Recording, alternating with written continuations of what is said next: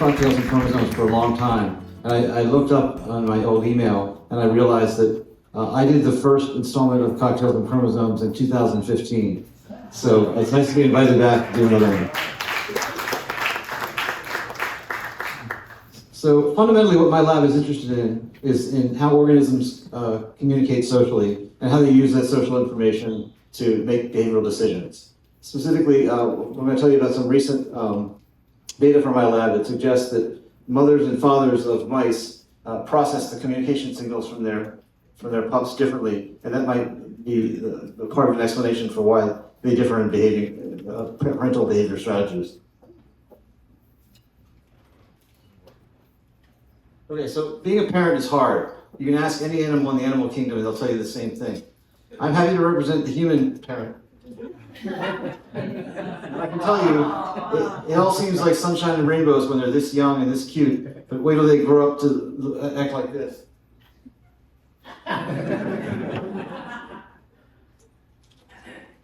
So for a particularly dramatic example of the risks of parenting, I'm going to show you a video that was obtained from YouTube by my former student, Alberto Corona.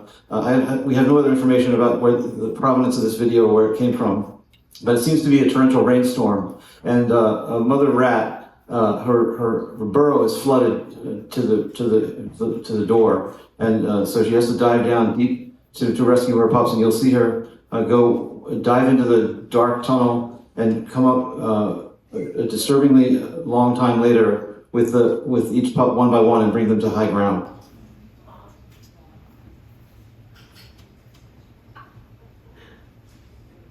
There she is.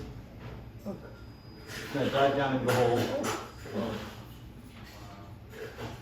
It's going to seem like there's no way she's going to make it out.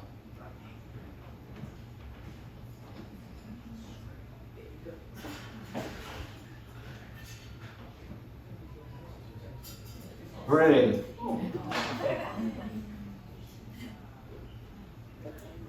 She goes back and does this 7 more times. Each time I think she's not going to come back up, but she does. So these are the risks we put ourselves at as parents to take care of our offspring, because it's such a powerful biological imperative. So we don't need rainstorms and hurricanes and danger in the lab to study this behavior in the lab. So what we do is we simply do the following experiment. This is sort of the fundamental unit of this behavior. There's a mother here with her pups, and I'm going to reach in and put a pup over here at a distance, and it will start calling out to her, and you'll see her scan and approach slowly, and scan her head to localize the pup, and go and pick it up and bring it back to the nest. So this is a pretty simple behavior, but we're finding that it's actually has a rich neural control mechanism. So see, she scans, so she's localizing it, and she darts in, picks it up, and brings it back. That's one of her primary directives as a mother. They must also learn this behavior. New mothers are not especially good at it, but after given some time and practice with the pups, they improve. And so I'm going to show you a video now of a mother who's had her pups for 5 days, and you can see she gathers all of them more efficiently.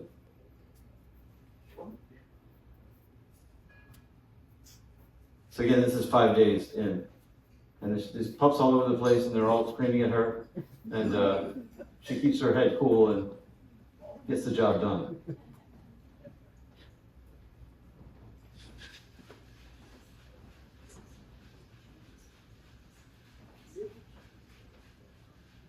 Note the date on the video is 2011, so my lab's been working on this for a long time.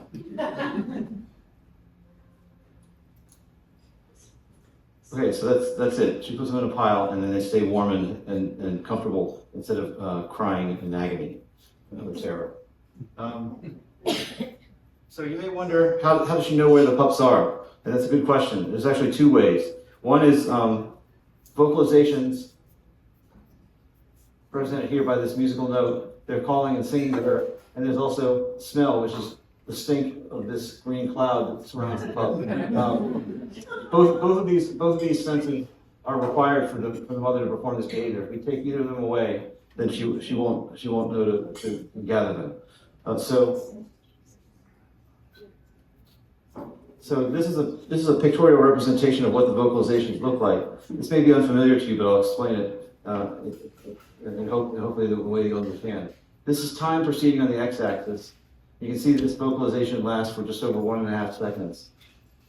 And then the y-axis is frequency or pitch. It's how high or low the tone is.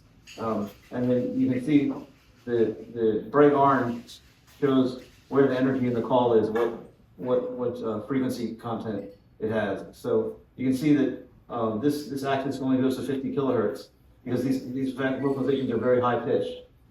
So high pitched that we can't hear them. So the best in here among us could maybe hear 20 kilohertz or maybe 16 kilohertz, but we can't hear 50 to 80. So we have to use special microphones to record this, and then my graduate student can downshift the pitch so we can hear what it sounds like in our audible range. And this is what it sounds like. It's way up.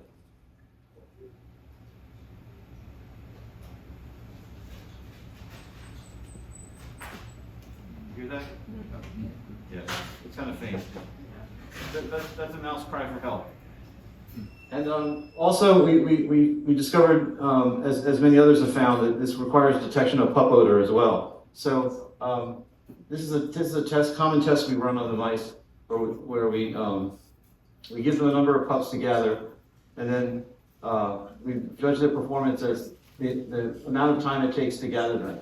So this goes from a scale from 1 to 0. And 1 means they didn't retrieve any of the pups at all and totally failed. And 0 means they instantaneously gather them like the flash or something without any time taken. So you only approach 0, but it gets close to 0 when the animals get really good at this. So you can see over 5 days that this metric greatly improves in mothers.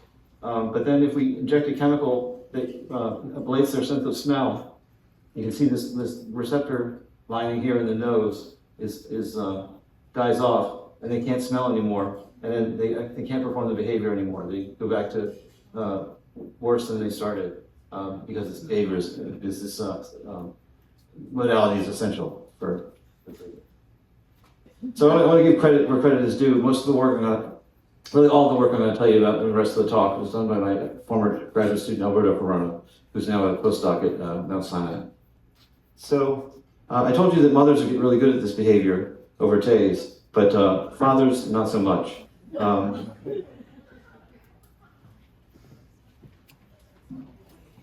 So when we perform the behavioral task in the home cage where the mice are most comfortable, we find that over 5 days, 1, 2, 1, 2, 3, 4, 5. We test the mouse every day, and the mothers improve dramatically and perform consistently. But the fathers, they do retrieve, but they do it kind of half-assed. They're not really trying too hard. Not only any points for effort. But you can see there's a wide distribution of scores on this, and you might wonder if this is due to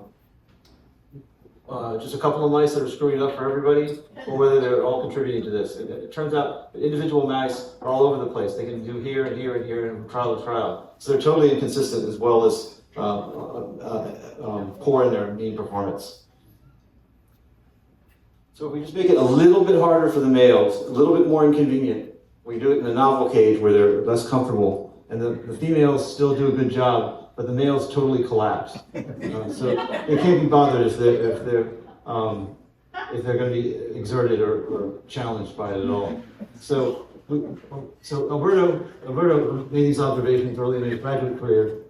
He wanted to know, we inferred from this that retrieval behavior is differently regulated in mothers and fathers, and we wanted to find out how these differences are distributed in the brain. What parts of the brain give rise to this crappy behavior, basically.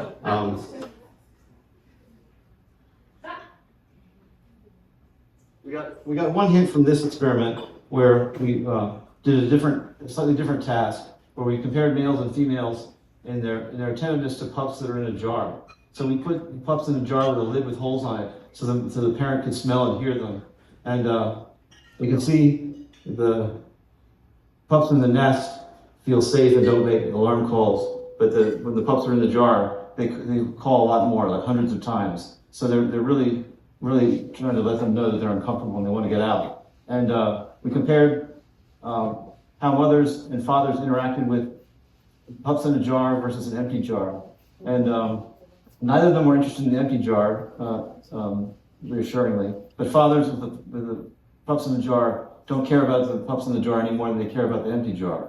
But the mother spends most of her time trying to free them. So we conclude from this that the fathers are somehow less sensitive to stress in their pups. And so they're able to ignore the cues that the pup needs help. Next what we did was we took a whole brain approach to see where in the brain the sires and dams are different in their brain activity associated with pup retrieval.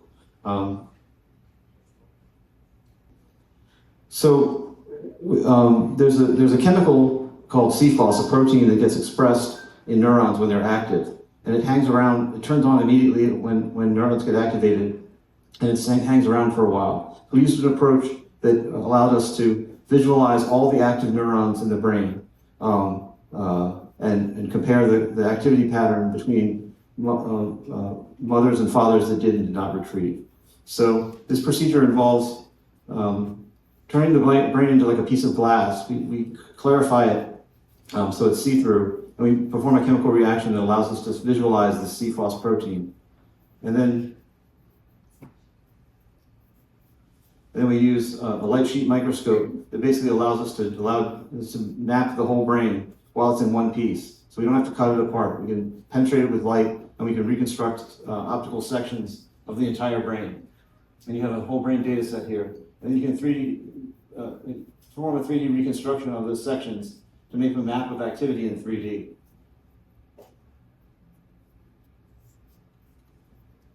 And then we register that to a brain atlas to standardize the sections, and then we count all the cells in hundreds of brain regions in almost 40 mice. And we perform a statistical analysis that tells us what circuits and brain nodes are active during that behavior. So we had four groups of mice and 4 groups of mice per sex. So we did this for both males and females. We had mice that stayed with pups the whole time, mice that were alone the whole time, mice that were without their pups for the beginning, and then we reunited with them. We call that reunion. And retrieval, we do the same thing except we scatter the pups so they have to retrieve them. And then this results in this whole brain image where each of those flickering little spots you see is one neuron that's activated. So we reconstruct from this series from the light sheet microscope all the activity in all the brain regions. So this plot looks pretty intimidating, but it's simpler than it appears. So this is called a volcano plot, and then on the x-axis you have the change in activity, the magnitude of the change in activity between the comparison groups, and the y-axis is how confident or how sure you are that the change is meaningful. So when we compare dams that retrieved and dams that were alone, you can see that many of these areas have high values on confidence and magnitude. And you can see that this abbreviation ACC appears several times. And then if you compare dams to sires, ACC also is one of the most differentially expressed genes in that behavior. So it's both highly activated by retrieval, and it's highly active specifically in females relative to males. And now ACC is a really interesting structure because there's a lot of evidence that it plays an important role in detecting when other individuals are in distress. There's something called vicarious fear conditioning learning, where if you shock a mouse when it hears a tone, it will become to fear that tone. But in this phenomenon, when a mouse hears a tone and sees another mouse get shocked, then it feels that mouse's pain and actually becomes afraid of the tone too. So, and that behavior is dependent on ACC. Also, it plays a role in consolation behavior and sympathetic pain. When another mouse is in pain, the observer mouse can actually feel literal pain. I've been interested in this structure for a long time, and I was very excited to see it fall out of our activity screen. So we decided to look at that region deeper. So here we're doing some fun experiments where we can actually record brain activity optically while the mouse is behaving and gathering pups in the cage. So we use a virus to deliver a special protein to certain neurons in the brain, and they give those neurons the property that when they become more active, they actually glow green. And so we can put optical fiber down into the brain in that region, and we can monitor the activity of these group of neurons by monitoring the fluorescence signal. And we do this while she's gathering pups, and we look at the activity changes when she touches or contacts a pup. And so each row here is the activity associated with that event. The more yellow colors are more active, and the green and blue colors are less active.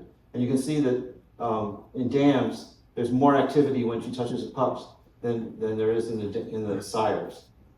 And you can see the average signal here. Dams have a nice peak when they touch pups in their ACC activity, and sires are quite flat. And this is just a quantification of that effect. So next what we wanted to try to do was, we speculated that this activity the activity in ACC may be promoting pup retrieval and promoting sense of distress in others. So we use another trick where we can inactivate certain neurons in the brain with a special ligand. When we inject this ligand, the neurons in ACC get inactivated. And what we found is that the latency index that I showed you before, that our measure of pup gathering, females show less pup retrieval, higher score, which means worse pup retrieval, and the males get worse even still. So we conclude that basically ACC is necessary for optimal pup retrieval. We also found that if we looked at the jar pups in the jar experiment, it also affected that. So mothers that were inactivated in their ACC spent less time with the jar and became less attentive to the distress of the pups, basically turning them into males, unfortunately. Now, I don't want to end this on a low note for men, but my former rotation student, a student who recently rotated the lab, Christina Shaw, was sitting in the front row. She had a really exciting experiment while she was in the lab, that she somehow sweet talked these virgin male mice into retrieving pups like champs. So you can see, here's the proof. This is a male that's never been a father before. He's a better father than actual fathers. This is highly unusual behavior, but she saw it several times. So we're hoping she'll come back to the lab and investigate this, because if we figure out what's going on with these males, maybe we can fix the bad ones. Anyway, I'm just going to conclude by summarizing what I told you. So sires or fathers will retrieve but are consistently outperformed by females, including surrogates. I didn't tell you about surrogates, but you can ask me the questions if you want. ACC, a region associated with sensitivity to others' distress, has stronger activity in dam than sires. and inactivation of the ACC output neurons increases parental neglect in mothers. So looking to the future, we speculate that ACC collects all kinds of input from the environment and sets a threshold for the boundary between selfless and selfish behaviors. That region is important for computing those the decisions. And we also, in a broad view, we view prosocial parenting behavior as a potential evolutionary stepping stone to empathy, something more human. But the evolutionary building blocks for caring for another's distress is there in parenting, and may have been elaborated on in the course of evolution to lead to human empathy. But it's a speculative idea. So I just want to thank our funding sources, and this is the pandemic era version of my lab, because it contains Alberto who did the work, so I'm compared to him. And here's the more recent photo of my lab, trolling me with the plaid shirts. That's it. Thanks for listening.